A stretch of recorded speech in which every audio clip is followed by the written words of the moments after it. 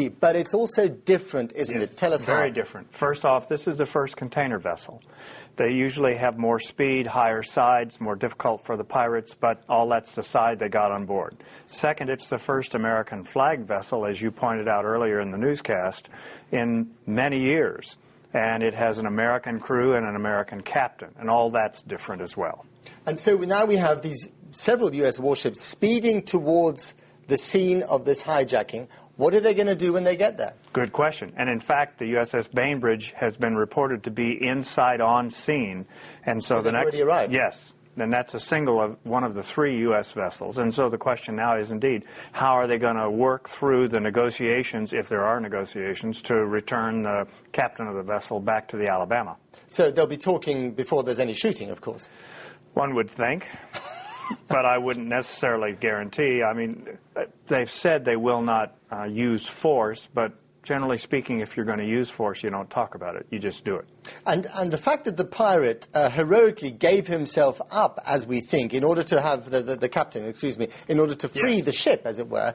I mean, this act of heroism has created a bit of a headache for the U.S. Navy, hasn't it? Well, it would have been a bigger headache if they'd taken the entire vessel and the entire crew, so it's a relative thing. The important point is now we have Americans who've been held. We're in the middle of piracy. We sent a task force and put it together so that it would stop the piracy, and it hasn't. In fact, there have been more in the last week than there have been in many weeks. Well, this is exactly the point I was getting to. The last time we spoke on this program, we were talking about the very initiative of the Joint Task Force, and you were quite skeptical about it working. Well, today we have proof that it isn't working. Would you agree with that? Agreed. And it is not to be laid at the fault of the United States Navy or the other allied and friendly navies. Navies can't stop piracy because pirates don't live on the water.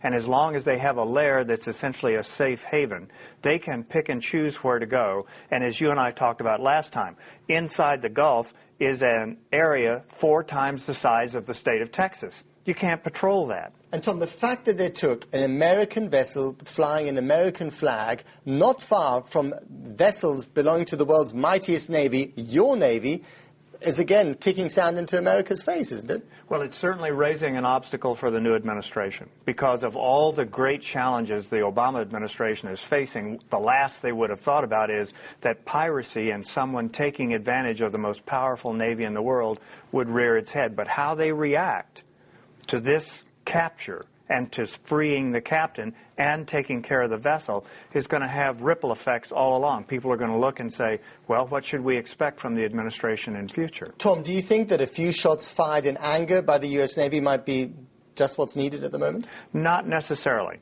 Remember, those shots won't necessarily take out the pirates' haven. As long as you have a place to hide, look at the arguments they're having right now on strategy in Pakistan and Afghanistan. The problem is there's a safe haven for the folks who are operating. If as long as there's pirates have safe haven, then they can continue to function. And they have incentive to, because people are still paying them ransom to get their ships back. And this is a safe haven at sea and on land? On the land in Somalia, in a place that's not well governed, and so what do you do? Tom, we've got to leave it there. Thank you very much for coming on the program. Great to be